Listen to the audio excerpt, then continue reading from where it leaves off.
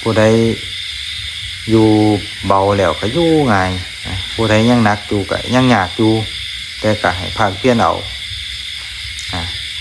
เบื้องต้นนี้โอ้ยลำบากภาวนาอารมณ์เจ้าของมันเกิดขึ้นนี่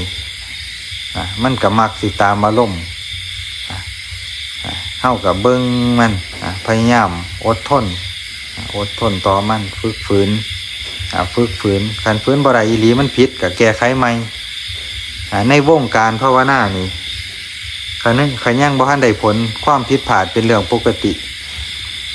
มีศีลกับผิดศีลนั่นแหละการผิดศีลนี่เป็นเรื่องปกติแต่อย่าให้มันมีโทษต่อส่วนร่วมเมื่อเฮาทวนกระแสเจ้าของมีอารมณ์เกิดขึ้นมีความอยากเกิดขึ้นบางที่เฮาบ่มีกำลังมันก็เลยเพียงผับแม้แต่พระแต่เน้นแต่ไม่ชี้แม่ขาวเปล่าขาวเป็นหมดพระพุทธเจ้าเพิ่นเลยให้แก้ไขเจ้าของได้ในอาบัติเล็กน้อยในข้อเล็กน้อยพลาดแล้วก็แก้ไขใหม่อาจสิ100 ครั้ง1,000 ครั้ง10,000 ครั้ง100,000 ครั้งจนกว่ามันสิอยู่เหนือมันได้นี่ให้เห็นความผิดพลาดนี่กับเป็นเรื่องปกติของผู้กำลังแก้ไขเจ้าของบ่แม่นเรื่องผิดปกติได้ความผิดนี่แต่ให้มีความละอายแก้ไขเอาไหมเหมือนกับเด็กหน่อยมันย่างบ่ทันได้มันยืนขึ้นนี่เฮาว่ามันสิย่างได้บ่แม่นได้มันต้องล้มมันก็สิลุกขึ้นมาใหม่มันก็ต้องล้มจนว่าขามันแข็งมันสิย่างได้เองจิตใจดวงนี้คือกันของผู้ฝึกผู้หัดใหม่ๆแพ้แล้วแพ้อีกพังแล้วพังอีกพลาดแล้วพลาดอีกบาในมือมันเอาชนะได้พุ่นมันจังสิเศร้าผิดถาวรตลอดกาลนานเลยเป็นของชนะใช่ชนะที่บ่กลับแพ้อีกก็คือชนะกิเลสนี่ล่ะคันบ่ทันชนะมันสิแพ้ตลอดตัวนี้ต้องยอมรับเจ้าของยอมรับผู้อื่นเฮาเห็นหมู่เฮาผิดพลาดนั่นนี่ก็ให้โอกาสกันเฮาผิดพลาดเฮาก็ให้โอกาสเจ้าของครูบาอาจารย์ผ่านมาจังซี่ล่ะขอแค่ว่าอย่าไปทำความผิดพลาดไหลแรงสร้างความเดือดร้อนให้หมู่ให้คณะก็พอนี่วงกรรมฐานก็เป็นแนวนี้ผิดพลาดแล้วแก้ไขบ่แม่นว่าตั้งใจเฮ็ดผิดเขาลานได้คันตั้งใจเฮ็ดผิดนี่ก็แก้ไขยากพอบ่มีความละอายให้อดให้ฝืนมันอดบ่อยู่มันฝืนบ่ได้อีหลีมันก็ผิดตัวนั้นก็แก้ใหม่ให้มันเป็นอาการนี้โดยเฉพาะพระเน้นเฮาแห่งมีศีลที่ควรรักษาญาติโยมพ่อขาวแม่ขาวนี่ก็ยังบ่ปานใดได้ยังปกติยังเพราะว่าศีลยังใกล้ๆเคียงกับโยมแต่พระเน้นหนัก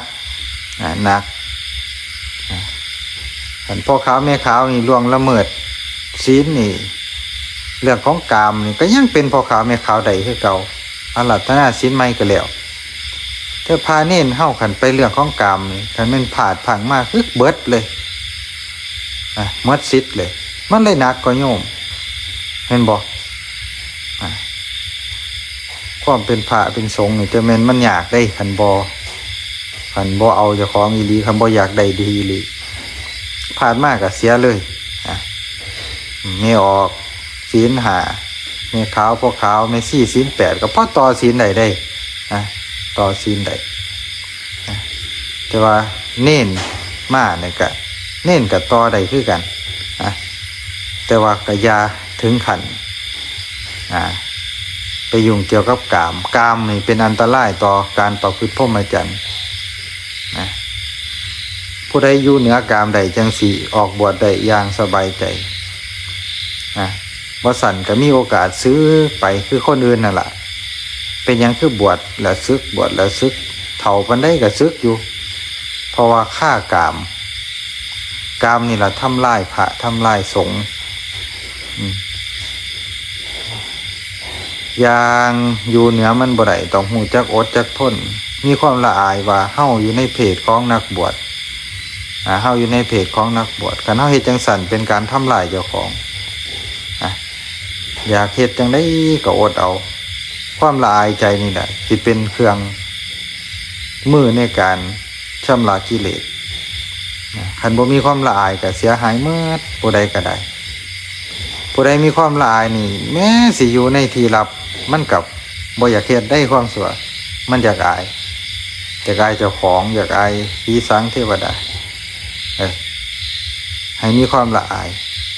อดบ่ได้อีหลีมันก็ธรรมดาคืออาจารย์ว่า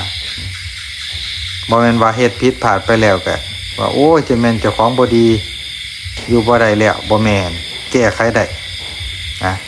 พลาดแล้วพลาดอีก100ครั้งพันครั้งก็สร้างแก้ใหม่แก้ใหม่นี่เป็นแนวทางการภาวนาต้องพลาดอยู่แล้ว